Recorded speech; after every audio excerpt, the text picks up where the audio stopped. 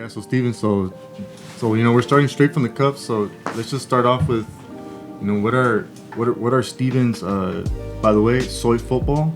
Give that a follow, okay? What is soy football? What are your standards as far as what you expect? What do you want to accomplish? What do you want to take out of, how you feel you can run your program? Yeah, so I have no coaching experience in terms of like running a program, like high school, college, none of it, okay? But like if I were to get into a scenario, yeah, I should move this way, right? Yeah. Can you see me still? Yeah. Okay. All good. Yeah, so if I were to get a position in that, like I'm gonna go off these principles. So, like respect, make sure you respect me, respect the players respect me, respect the players. Like have that, especially if I'm not the oldest, I'm pretty young. So like that's you have to draw a line. Obviously, you don't have a good relationship with the player, but having a line of respect. Second one is attitude. So every time you come to a training session, make sure you give your best. And you're not only just in terms of like ability, but if you can do like vocally, then that's even better, right? 3, let's say commitment, right? So you have to make sure you're committed to the program. So not only are you, coming to a session just to come to training, but you come on time with the obviously game day, right? You have to make sure you have your clothing. You have to have what else? There's expectations you want them to meet. Mm-hmm. So commitment. So anything that's required of going to the games, to the practice, make sure you're on time. You're going to the stuff that you need to go to. The fourth one is what is that? So I said respect, right? Commitment. Yeah. It's attitude. Let me see the fourth one. What's the fourth one? It's discipline. Yes, discipline. So make sure. So every time you come into the training session, if your coach tells you to 10 laps, you do 10 laps, right? If your coach tells you to, if I tell you to pass the ball a certain way, pass the ball a certain way. If I tell you to run a certain way, run a certain way. If I tell you to tactically do something, you gotta do it, right? So make sure you're disciplined, not just for me, but for yourself. So if you have to improve a certain area, then be disciplined enough to do the thing that needs to be done in order for you to improve. And I think that's four. That's 4, right? 1, 2, 3, 4. Okay. The fifth one, which is teamwork, right? So learning how to not only on the individual side, but how do you connect with your other teammates in a team, right? Yeah. So that could be vocally, right? If you're a shy person, how do you integrate into a team? So learning how to work within a team. And the sixth, that's the fifth, right? That was the fifth. Fifth, right? The sixth one, I would say, obviously, winning. How all these things are gonna connect to the winning, which is okay. If you're doing all these things are just winning is just a supplement of all the things I just stated, right? So doing all the required things to get into to win. And the last one is 7, which is fun, right? If you do all these things, fun is part of it, right? Yeah. Winning, I say winning is fun is winning. So that's kind of what. And it translates to a pretty good season. Yeah, and a lot of these traits it's not just soccer, right? It's all these traits are. They're life skills, man. They're pretty much life skills, like teamwork, discipline, commitment, respect. And these are all character things, right? So like anything that pertains to like being a good human being, being a good person, which is what not everyone's gonna come out and play college, not everyone's gonna come out and play pro. So having a good character is like number 1 in the program. Oh yeah. Yeah, and that's the main thing is like whose hands are we gonna put, like you said earlier, like whose hands are we gonna put into these young men? At the end of the day, that's what we're teaching them to be as young men in this world. The world's not gonna be easy, so it's like if they can do it in a team environment here, like you can, most odds are you're gonna be a successful person if you stick to a game plan and you follow through and you listen. I mean, at the end of the day, I think that's another big one too. Like with standards too, it's like it's very easy to say, okay, we're gonna do this, right? But to implement, like every single day, like something happens, you have to implement that standard. If say you got a slight slip up, right? But if it keeps happening consistently, then that culture just it dips down. When it dips down, then you start to get like a lot of inconsistency. When you get inconsistency, you get people mad. When you get people mad, there's friction in the team. And, exactly. Yeah, and it all trickles down. It starts from the top and all the way to the bottom. And culture, like besides like the tactics, right? Like I think culture mentality is huge, because if you have a bad culture, someone's gonna come in like, damn, it's like there's no congruency in like in like the team, right? So it's lots of people when they come into the session or they come into like the team, they're gonna be like, oh, okay, I can do certain things. They won't say anything. So this person can do that, and I can do that, and this person can't do that, but I can do that. So it's like a lot of incongruency, which makes the team just not stable. Just want to find a balance that works best for the team at the end of the day. And same thing with the mentality. Like the first thing they said, the hardest thing to change. I mean, I don't know where I saw it, but the hardest thing to change is the mentality. The mentality and culture. The hardest thing to change when you come into a club. I think De Zerbi said it. So yeah, right? Yeah. The Tottenham was like, oh yeah, like I have to change the mentality of the players, because they've been so down for so long. Like you get used to being down being down for so long that you get used to it, and that you're not used to getting that high, like getting that little bit of that winning feeling. So you have to change the mentality of the player, which takes a lot, because you have to kind of go into the ruts. You have to kind of push through certain things. You have to kind of change certain things of a culture, which can take some time. So that for me is like huge. That's the biggest thing, and that's the first thing that I would probably kind of hone in on, the culture and the mentality. Because if you have a good mentality when you go into a game, say you're losing 3-0, but you say, oh, I can still win the 3-0 game. No matter what tactics you have, the players already have the initiative. It's like I put whatever I want on the field, and if they're gonna do it to the best of their ability, so you have that trust with your team that no matter what happens, they're gonna have the mentality to overcome it, even if there's mistakes or there's what do you call it? Variables. What do you call it? Non-congruency. How do you say it? When something doesn't go your way, what do they call it? When you go through adversity. Adversity, yes. So, yeah. And that's the thing about coaching, is like nothing's ever perfect, but you just gotta go start somewhere, and how can I keep these guys remaining positive despite the result. Even if we are on winning, how can I keep them to make sure that their egos aren't at the top, but they're here. It's like you still, what you said about respect, you still gotta respect the opponents, and you don't gotta do all this mocking, all this dumb garbage going on. And then also I think a big one is, how do I keep them engaged, whether we're winning or losing? How do I keep them optimistic that, like, hey, we missed, but okay, no, like if we defend like this, if we do certain things, well, it makes an impact on them. It's just like you never have to be negative, or maybe with some of them, just to get a reaction that it's the right reaction. It's like, hey, you guys, if you're gonna play like that, like we're not gonna get the result we need, and maybe that's like a positive trigger where it's just like, okay, now it's time for this player or for the team to wake up. So there's like a balance, and year by year, as the day goes by, sometimes you just got to make adjustments on the fly, and I think that's a big role, and that's where that's like the dynamic between.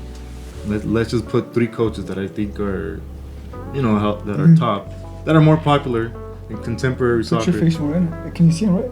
Yeah, a little bit, yeah. Yeah, because it's kind of like... kind of in? Yeah, more. There we go. Because I think it cuts off a little bit. Oh, okay. All right, so let's name 3. 3 that are like known contemporary coaches in today's soccer competition would be probably Jurgen, Pep, and Ancelotti. It's like both of them have slightly different like coaching styles. Obviously, Ancelotti has where he gives the players more freedom, a little bit of he allows for them to engage more. Like, hey, I think we should do this. Pep is very like, he has his principles. It's like, hey, this is my style of play, and it stays this way. I think Jurgen's, as far as how I see, it's like he has his style of play, but he kind of lets players improvise a little bit. Well, he has the gegenpress. I think he's got a mix of both coaches. It's like a slight mix. I mean, so does Pep, but Pep is very stern. Like, it's my way or the highway. I think those are pretty cool to see. Like even on the board, like you see how certain tactics impacts how they coach too.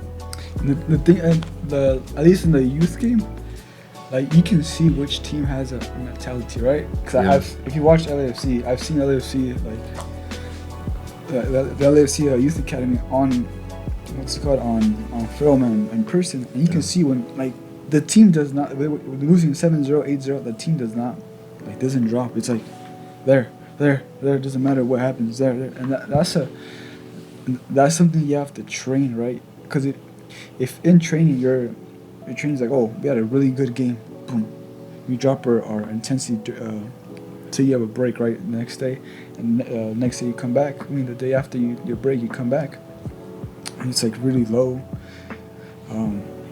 It's like, okay, like you drop just because you won a game doesn't mean you're gonna play like that every single game, right? So you have to make sure you keep that same intensity, that same energy that you did before winning that game. So it's like that consistent mentality of no matter what happens, we're gonna keep training the same. And then when you get into the games, your games they're a byproduct of all the training that you did. I think there's this what is it? I'm not sure if it's the Belgian side or Norwegian side. It's a Norwegian team. They hired a coach, a pilot. They did some type of performance, a mental test, right? And then so they didn't talk about winning at all. With that, when they came in, we didn't talk about winning. We just talked about the process. Just focus on the process. Focus on doing the things you can control. And I don't know how they did it, but they did a lot of meetings. And they said in 2 years or a year and a half, they got the result. They beat, I think, Inter Milan. I think they won 3 or 4 league titles, and then they beat Inter Milan. I think they beat Sports, if I'm not mistaken. Was this Bodo Glimt? Bodo Glimt, I think. The team that was barely founded. I think so. Yeah. So they got a mental coach. We want to focus on the progress. We don't talk about winning. We talk about the progress, or the process, and things you control, and that's all they focused on. And that's the way to approach. Yeah. That's a different way to approach. That's a mentality approach right there. Because they want to switch the mentality of the players. So they got this. They tried this new method. They got some pilot that they went through some type of mental performance test. I guess they started implementing that on certain things, and they went on to they got hired by a club, and the club started using that. Now that you bring up now that I bring up the pilot stuff, right? I don't know if you've seen that video of the UFC fighter, the UFC MMA. He went into Brighton's. Oh yeah, I did see that. Yeah. And you started doing for corner kicks. Say someone you're like this, he's teaching how to move the hand, so that way you're in a better position. I'm like, bro, you think about it, and now you're starting to connect so many different sports into one sport, which is smart because you're trying to get in corner. I think what was it, the 20 with England scoring. I think that was the previous World Cup, right? Oh no, 2018, 2022, where England scored majority of the goals with the corner kick. I think it was the 2022. 22? Yeah, that one or the Euro. One of those two. Yeah, so they had majority of goals came from a set piece. pieces. Yeah, so those are Euros. So think about it. So if they're teaching them how to move their hands to get in better positions, you're gonna have a lower goal rate. And I think if a team doesn't know how to, if a team's really good at set pieces, and honestly, you don't have to. You can pretty much tell your team to okay, whatever's on whenever we have the ball, whenever they have the ball, just make sure you don't get scored on. Go on set piece, score. Right? Get your result. Get your result. So it's it's very ratty, you can say, but it's there's different ways of winning, whether you like it or not. At the end of the day, as long as you put that ball inside the net, that's all that really matters at the end of the day. Pretty much, that's how it's heading. I love set pieces, but sometimes that lack of focus. The way how you want to execute it doesn't execute as you want to. I worked on set pieces, even though that was a JV coach, but I didn't stress too much of it because I was looking. Even though set pieces, whether it's a free kick or corner kick, are super important to the game, I was trying to look at the bigger picture of when we had possession in the game, in the field, not necessarily in the corner kick. But the times that we were close from scoring from a set piece that we worked on, especially my first three seasons, we never scored, but we were close. And this last season I didn't do it as much. But I think if kind of what you're saying, the mentality, if you keep working on it, if you keep building that belief in them, you'll get that in. And So for example, this is like we got a corner right here, and like again, the way how they set up, this is the ball. Usually they set up. I'd always have like 3 guys in the back when we defend in a corner. Sometimes they have 1 guy there, and then everyone else is kind of bunched inside, right? And then you usually have a center mid right there. What I always wanted to do was we'd kind of push everyone off to the side. You marker? No. Okay. No marker. It's like Arsenal. And it'd always be like a guy right here. There was always, a guy first post. Sometimes they'd be a guy second post. I know, fucking Arsenal tactic. Okay? You're probably ahead of the game before then. And again, and what you were talking about, how mixing 2 different sports. So that's what I tried doing. I tried creating confusion. Yeah. Was you see how we pushed most of the team over here? Again, sometimes these guys are defending the first post, second post. This is the goalie. Sometimes they'd be another guy loose up here, whatever. And I tried mixing in. You talking about the guy that was in Brighton? I tried mixing in basketball. You know when you set a screen, especially in soccer, football, they don't know how to react to that scenario. So it'd be usually one of these 2 guys. One of these guys they're gonna follow, right? We tell them they will start off from one side, and before the guy gets a corner kick, we push them all to one side. They kind of just dip in a little bit, and this guy is gonna set a screen right here, and of course this guy is gonna follow. And when you're overlapping, you're gonna hit right there. You're making a hard overlap. The guy makes the pass right there. Lay it off. And now, again, maybe some guys kind of read a little bit, maybe a little closer, but now sometimes it's just a tap in or control and shoot. Because by the time they come up, I mean, it has to be quick, and the goalie's gonna get caught. He can't even get out of his line. He's literally gonna be in that 6-yard box before his shot comes out. And as simple as it is, what you were saying, mixing now I added a screen. So it's that simple. The one team that I think did it perfect was a USA versus Mexico when Klinsmann was the coach. They literally ran that play, but it wasn't on the ground. Theirs was it was chipped. To the first post? Yeah, Header? I think it was a header. Yeah. That screen, honestly, how you bring up the screen, I never thought about doing a screen. Yeah, because I would think, okay, they might call it foul, but that's the screen. It's not a screen. There's different ways to go about it. You can just get in their area, and then they're gonna try to go around. But if the guy that's overlapping,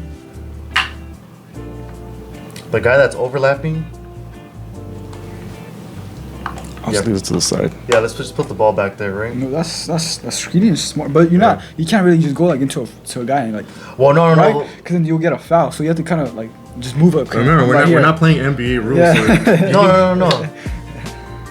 And let's just say this guy sets the screen. Again, sometimes you're not purposely. You're just getting in their way, really, because by the time this guy's making a hard run. This guy's, let's just say he follows. It's a late switch. He still has. It's just a little bit of space that you need. Again, he hits that ball. All you need is one touch. You hit it first touch. Either with the back foot, which would be his right foot on that side, or it can be the left, but he would have to whip it in hard. That way it gets in between that little slot. Because the way how the U.S. did it against Mexico was, I think they overlapped the same way, but I think it was a header. He chipped it over, and the guy just headed it. He hit it over that whole difference and just bing. So that's a play where we were close. Did it work? It didn't work because timing, and then it was just always I told him in the game, you guys figure out who's gonna set the screen. I don't want to be you always set the screen, because I kind of what you guys were talking about, giving that freedom. I always gave them the freedom. You guys decide, in-game decision. And that was just one tactic that I wish would have worked out a little better. That actually can, if you do that, if you practice with your players, that can actually work. Yeah. But you have to make sure each one has a certain role. That way every time you get in, okay, we're doing this. And eventually, say they read that play, okay, you can switch it up and have like the same exact Oh yeah, lineup. Just okay. different movement. We're gonna do like an Arsenal movement, right? Yeah. Where they go first post and like either want to hit a back post or just cram it in the 6-yard box, right? Yeah, exactly. Yeah. So that I never thought of actually screening, right? Like, cause they do like when you say screen, I'm like, damn, this guy's really saying screen now. I think he meant like just. It's more like you get in their way. But you're saying it has to be natural, right? Yeah. You know, in the game of soccer, there is like a little bit of like a hold or like a grab. But again, the way how you do it, and again, the ref can't see everything, especially in high school. The one ref's right here, the other guy's right here. So if the corner was on this side, like if one ref's right there, like it's kind of there'll be a ref right there. But if all the action's right there, it's kind of hard to see everything. It's like if I'm defending, it's like if I'm defending him and he's running and you cause a screen, like you're already in front of me. So by then it's like that little quick delay is enough time for him to get another 2-3 steps in. It can just be like I have to get around the player that just did the screen, right? Like it can be like a slight. Oh, I have to turn a little bit this way and go that way. Yeah, because if you run through him and you foul the player, then they're gonna give you a PK. It's a PK. Yeah, because there is, like if someone's going like full speed, like you're gonna get fouled. There's two options. You're gonna get fouled. Or you're gonna get in their way and just delays those little I might half have a to second. use that. Yeah, bro. Like I said, it's No simple. lie, I never thought. This is a play again. This is when Mexico played USA when Klinsmann. So this is what 2014 World Cup. Yeah, 2014. So whatever that process was, that's when. And I've always kept it in. Like I've always remembered that. When did you see that? Dude, this was like in one of those. I don't know if it was a friendly or it was a. No, but when did you see did you see this like in live action? Or you saw it on YouTube? No, I saw this live action. I was watching a game. That's. It's a good memory how to remember that play, and it's like it's smart too. Because this is again, you're mixing two sports. I was like, well, I mean, it's like think of basketball. Like, I mean, we watch basketball religiously. We watch it a lot, and man, those screens are so annoying because if they set a million of them, like it creates so much space. Sometimes you don't even need, and sometimes it's just a little bit of space that you need. Yeah, so they call it like either like a side pick or a slip, or there's like different types of screens. But like even like the full one little screen can just cause a big one can just cause a mix match, and they have to switch. And that's where communication, rotating. I mean, the same rule applies here. I'm not sure who said it. Because if we talk in basketball terms, in defense for soccer, it's usually a zone. Each player has either like a certain area they got to cover, but in today's soccer that's kind of changing. It's like now it's man to man. So now if your man's all over here, well, guess what, this player follows, but then there's counters to everything, right? Now this space is getting vacant, this space is empty, which may leave space for him to run into that space. Maybe it drags space for someone else, someone runs into that space, kind of like a De Zerbi.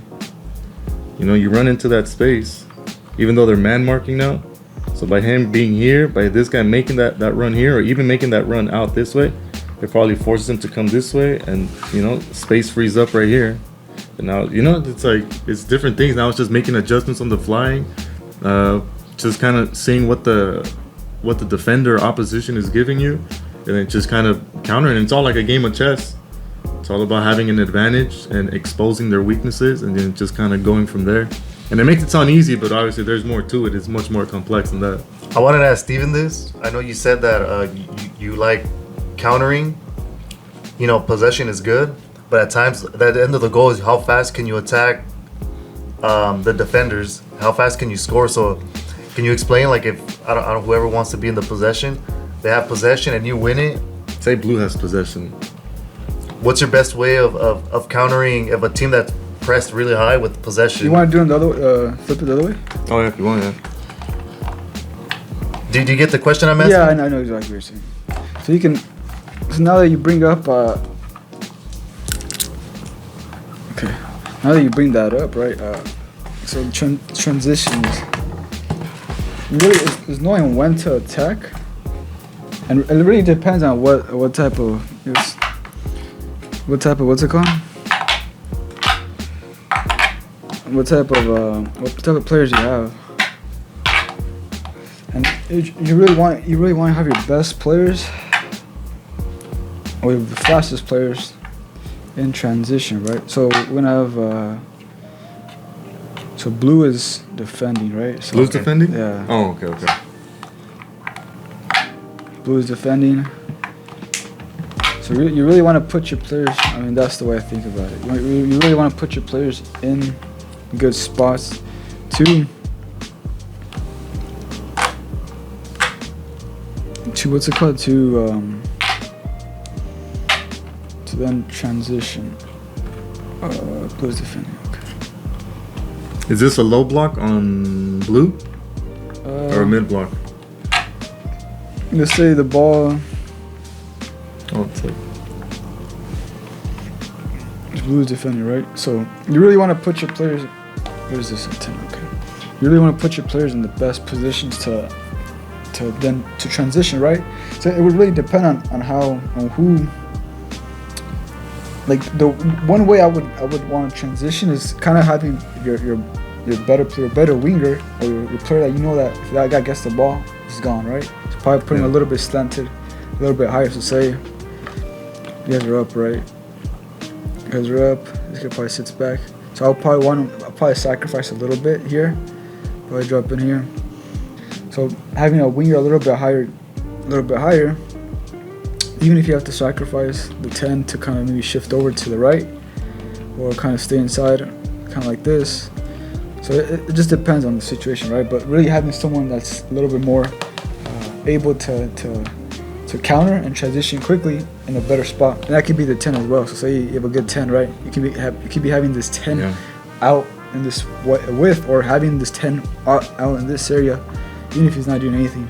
So it really just depends on what the opponent. If the opponent is giving this whole right to just put the 10 and see what he does, see what the opponent does, and put him in a good situation to then transition and put you forward. What were you gonna say? No, I was gonna say just real quick. I remember Cal State Fullerton. They had a number 10, and that's literally how he would attack and defend. This whole right side was his. He would probably start here, but everything was through the wing for him. And dude, just 1v1s, monster, dude. Yeah, I mean, and then another way you can transition as well is really sucking the opponent to certain areas. Like if you know the opponent is not good in a certain area, is really okay. That's the trigger. Yeah. So say they're not good. Okay, we're gonna bait this. Okay, for example, they're not good on the right side. They're good on the this side, right? So okay, let's give them. This would be like kind of a very like basic example. I don't know if I would. But that's an example. Yeah, just an example, like of something you can do, right? Yeah. So say they're bad on the right side, right? So I would probably want to cover more on this side. Okay, let's give them the ball every single time they get the ball. Let's try to force it to the right side. Okay, they force it. Now that's when we go boom. Should really close down really quickly. And this guy's panicking. Majority of the time, if you're able to win this ball, you're gonna be in good spots, because you're gonna win that ball majority of the time. So he really has two options: boot it out, or you could play from the back. But if you're pressed really hard, that's usually the defending team's gonna win that ball or nick it or something. Yeah, and it's like you said, triggers, and that could also be like through the center, to the right, to the. Oh yeah. It could be just different areas. You have to know who to do it to. If you do it to the wrong player, and they get through, brother, you're gonna be in trouble. In trouble. And it's funny because that's we were together. That's one thing that we mentioned. He mentioned it too, and then after I kind of pursued it after, it's like, okay, a bad touch, close them down. But then it had to be everyone. If everyone doesn't follow through, say this guy doesn't follow, he has all this space, even though he was tracking down. And it's a matter of just closing everyone down, and then whatever advantage you get. So even if the ball's here, and say he closes them down and a bad touch, he's in the flank, and now we're in essentially a 2v3. A 2v3 here. If he doesn't recover, he doesn't recover. The 8 doesn't recover, and the right back. Yeah, it's a 2v3. And then right away, and obviously the big threat's gonna be down here. But even here, because then now everyone's just gonna run down, and that's literally how PSG scored on the second leg. Yeah. With Karabashkilia, whatever the fuck his name is. Yeah, so it's like a little different, but that's the same concept. They just played it through the flank. They had runners coming in, and simple cross with Dembele. 4v3. Boom, they got it in. It's really understanding the opponent, right? And also understanding your players. Okay, how do I put my players in the best position That's to right, get to get the best transition? Because majority of teams in high school, right? They just sit back here for say let's do a 4-4-2-3-1, right? That's okay. Just play normal, right? Yeah. But they don't. If you don't see like the pinpoints, okay, this guy, it could be like the left back or even the center back. Oh, this guy's pushing really high. Okay, just anytime you get the ball, make sure this winger runs in every single time and look to play the ball because the center back is pushing up. So it's like these little things where you don't have to adjust. You don't always have to adjust the entire system. It just be like a little tweak. Okay, every time that if you want to push up the,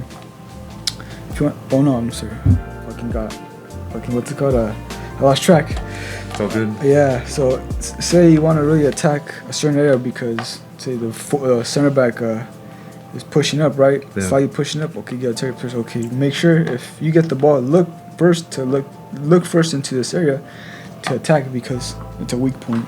It's a open space. Yeah. So you don't have to tweak anything too big. It's just little small tweaks. And keep your system and keep it going. Yeah, sometimes it's keep it simple and just know what you want and execute it to the best of the team's ability. Yeah, I mean, and then like in terms of, I think so. Every team has like a system, right? There's like even if they say okay, we want to play possession. Every team has possession, right? But they have like a system. They have something that is different from other teams that play possession. Because everyone says, my team plays possession, right? We want to keep the ball. We play but everyone says that. Well, and this is something that I think. Well, everyone says that we want to play possession. No coach says we want to sit back. We want to counterattack. None of the coach says. I've not heard a coach, and at least the ones that I've talked to, like not one coach that said we want to sit back. We want to counter. No. Only 1 year that I can think of, our senior year, we were a team that would sit back and we would attack hard. Our senior year. Yeah, well, like I'm saying, is like there's not a coach that says, "Oh, we're a fully counter-attacking team." No, right? No. It's very. I mean, in I'm talking about in the youth. I'm not talking about the pros. Because the pros they'll say, "Oh, we're a counter-attacking team." But if you're like in the youth, it's very rare that you say they say that because it's like I guess I don't know if it's looked down upon. Like say we're a counter-attacking team. Like for me, if you can score a goal counter-attacking, go ahead and do it. Remember, right? You can have the ball 90% of the time, but what can you do in that 10%? If you score on the opponent in the 10% of if you have the ball possession and you win 2-1, 2-0, I think that's a successful recipe. Yeah, it's like how I always say like if you can, whatever way you think you can win, do it that way. So it's like just make sure that you are not just okay. Everyone's playing possession. I want to play possession. It's like no, like. Can I say why? To answer that question, why you think people don't like to say I'm a counter team? Because when you don't have the ball, in a sense, you're losing the game in a sense because you don't have the ball in possession. And then also defending is much more tiring than attacking. Yeah,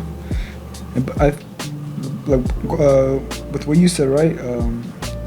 Like you lose in logically, right? If you think about logically, we don't have the ball, right? You are losing the game because you don't have an attacking opportunity. Because with the ball, you have an attacking opportunity. And what you said with what did you say? I just said it's just more tiring to defend. Yeah, more tiring, right? Which is why it's frowned upon. Because it's just like, well, I don't want to be the team that just sits and defends. Because players it's tiring. Yeah. So what you said with tiring, like what's it called? What what's funny? That was just funny because it's like you're going to what I said. Yeah, what I said, and then what I'm gonna connect. I'm gonna connect it to what I'm gonna say. So we're tiring, right? And the team has an advantage because they have the ball. They have a higher chance of scoring, right? But so that like the whole idea of okay, we're not a possession team, but no one wants to say it because you said what he said, and now that wait, I'm gonna pull it together. Well, you made me laugh. So, and it's like okay, if we're not a possession team, but if you tell your team to play possession, why not say they're not a possession team, and just go on with that? Because then your players are gonna believe that they're gonna die hard on the okay. We're gonna have to get tired, right? And then we're gonna have to. They're not scoring, so there's no advantage to that, right? Because even if you have the ball, you don't have no advantage. Logically speaking, you have an advantage because you have the ball. But right. And if you frame it in a way, it's like okay, yes, we're gonna get tired. Yes, we're not gonna have the ball. But are they really scoring? No. Are we getting tired? Yes, but we're making a sacrifice to then make the opponent do certain things. To then we. Hey man, I'd rather be 0-0 than lose. Rather get 1 point than no point. Yeah, everyone has their ideas. Of course, I would want the win, but sometimes even a tie feels like a win, man. Now that you say that, you know, Matias Almeida, he's like, Of course. that guy's like black and white. I want to win. I'm not sure if he said I want to win, I want to lose, but like this style is like, I want to attack, I want to win the game no matter who's in front. Well, that's the end result. It's just like, and you instill that confidence into the team, and as long as they're convinced by the message you're conveying, then sometimes that's all it takes. And just one more, Steven. I don't know if you've noticed, but the Zerbi ball is getting much more popular on the build-up and then the attacking phase. And I know Solskjaer said his playing style is having quick attacks. So I'll do the 4-2-4 with the Zerbi. I think I mentioned it to you before. Now that you bring that, now that you're doing that, now that you bring that up with the keeper. How do you say it? Wasn't it Solskjaer? Solskjaer. Yeah. Solskjaer. So that dude, when he played at Man United, when he was at Man United, dude, I watched a lot of his games, dude. His attacks were so smooth. Like his combos going forward, it was like boom, boom, and that's something I would want my team to do as they go forward, having to be smooth, like pass. It was like very, it wasn't like one pass direct and then cross the ball. It was like boom, boom, boom. Say like winger to 10 to the 10, winger to 10 to striker to 10, and down into the center mid was coming in, and the center mid coming into the striker. So it was very smooth as they were going forward. And that's hard to do, and I think that's something that I would want to implement to my team, like this smooth attack where it looks like it's kind of going slow, but you're going fast because you're progressing with your team and towards the goal. Okay, so you see here in blue, it's a 4-2-4. Mm-hmm. Is blue in possession? Blue's in possession. So I know they use the goal as like the extra man. So yeah, just all right. You mind if I use a marker real quick? So without the attackers, what's the number advantage here? With all the players here, including the goalie. So what's the advantage that blue has against red? How many? It's like how many versus how many? 7v6. 7v6. So they have one extra person if you count the goalie. Yeah. So one extra is the goalie. And you know he has this thing where these are their two double sixes, or they're 6 and 8. You know how they sometimes it's just vertical passing or coming here. But say the ball comes from here and gets swung this way, or to the goalie out. You know how he follows it. And you know how they're saying that you're supposed to open up, but in return, this guy comes in and follows where the press is at. And then that's where the quick 1-2s come into effect. So say they're closing them down. Now it's a quick 1-2. They can either break out here and here, which then by them doing this, and I know in De Zerbi it says it frees up all that space. So now either the 10 and the striker can drop. And if they're gonna come down, if the two center backs are gonna come down, that's gonna free up space on the flanks for the wingers down out here. And it is pretty smart because it's kind of going back to what you said about having fast wingers. I know my brother mentioned it too. But then now, if the ball's gonna get dropped off here, and it gets played to the striker or 10, and then going back to quick attacks. Now it's just either dribble and they commit and play forward and he runs in, or even here. So you know everyone has a different playing style, and I've noticed even Barcelona is using this 4-2-4 tactic where even Lamine is just kind of out wide here, and for someone like him who can take players on 1v1, it's just like that's kind of an advantage.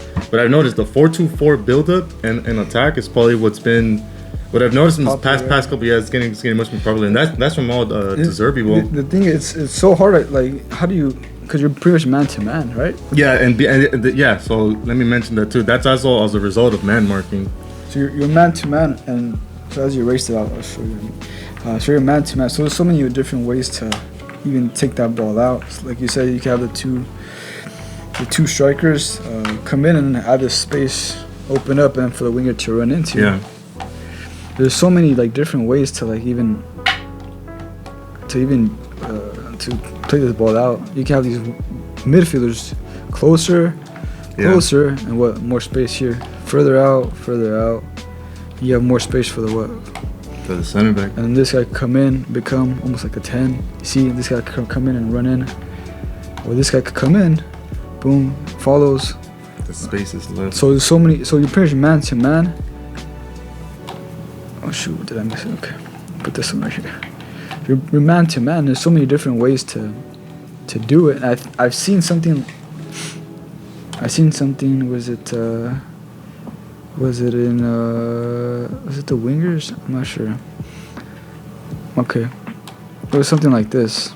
Oh, the wingers are more closer. They're very inside, so it leaves you 2v2 on top. 2v2, yeah. So pretty much, what you can do is play the nines and nines, lay it off. Now you have an attack, or you can play the keeper can play into this. Yeah. To space, run into space.